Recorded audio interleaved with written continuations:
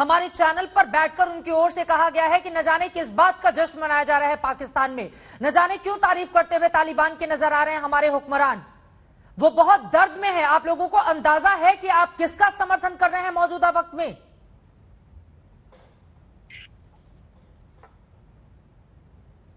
कमर चीमा, आपको आवाज मिल रही है? सवाल दोबारा कीजिएगा।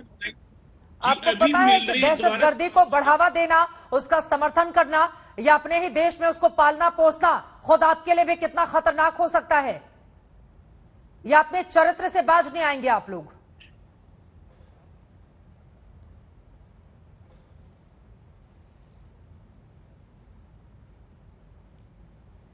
कमर चीमा, आपको आवाज मिल रही है मेरी?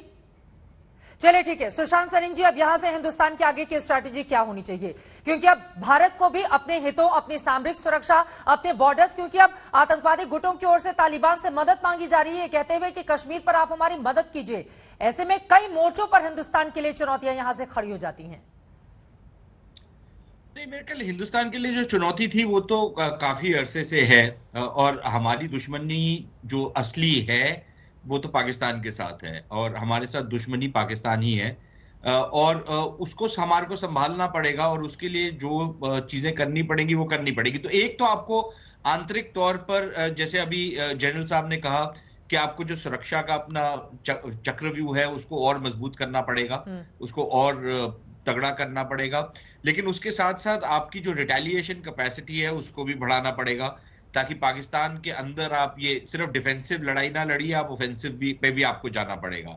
लेकिन आपके लिए जो ज्यादा बड़ी एक जो खतरे की घंटी है वो ये है कि मेरे ख्याल अब अमेरिका के साथ जो हम लोग सोच रहे थे कि हमारा कोई एक समझौता हो जाएगा या कोई अलायंस बनेगा, वो मुझे अब लगता नहीं है बनेगा, क्योंकि मेरे ख्याल अमेरिका के ऊपर बिल्कुल भी रत्ती भर भी भरोसा करना जो अब होने वाला है, अगर वो एक्चुअली होता है तो फिर अमेरिका के ऊपर भरोसा तो नहीं किया जा सकता।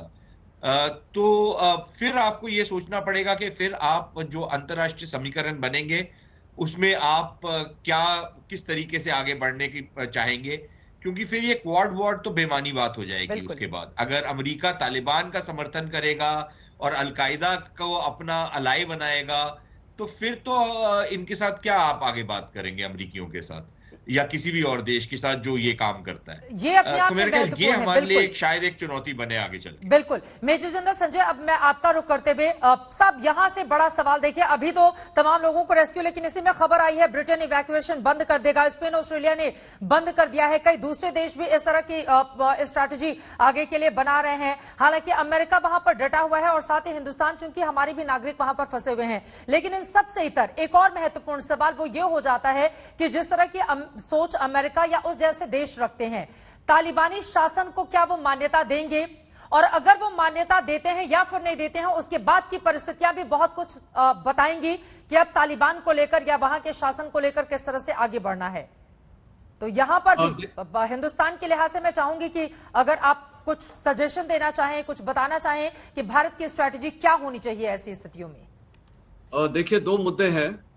पहला मुद्दा, आपको उभरती हुई सिचुएशन कैसी लग रही है?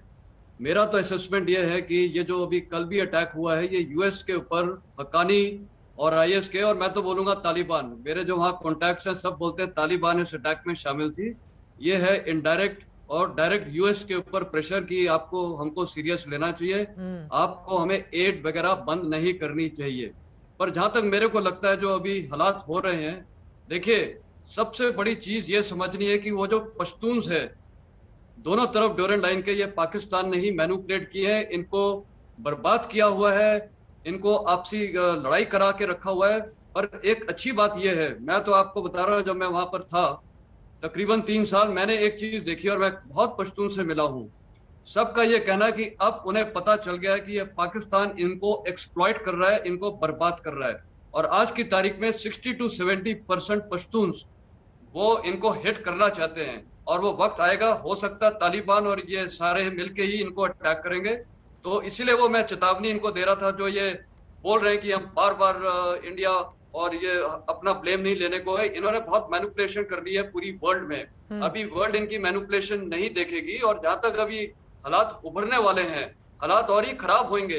ये तालिबान के अंदर इतने स्प्लिंटर ग्रुप्स हैं, 22 to 24 तो इनके स्प्लिंटर ग्रुप्स हैं, इनकी आपस में नहीं बनेगी। हक्कानी है, आईएस के इतने ग्रुप्स हैं, और वो वहां पर जो फॉरेन टेररिस्ट घूम रहे हैं, किस किस कंट्री के घूम रहे हैं, तो इनको कंट्रोल करना बेहद मुश्किल है। फाइनली इनके पास रिजॉर्ट क्या है, इनको पता है सारी जड़ें पाकिस्तान में आ रही है। तो मेरे को लगता है कि ये शायद और करेंगे, मेरे को कोई डाउट नहीं है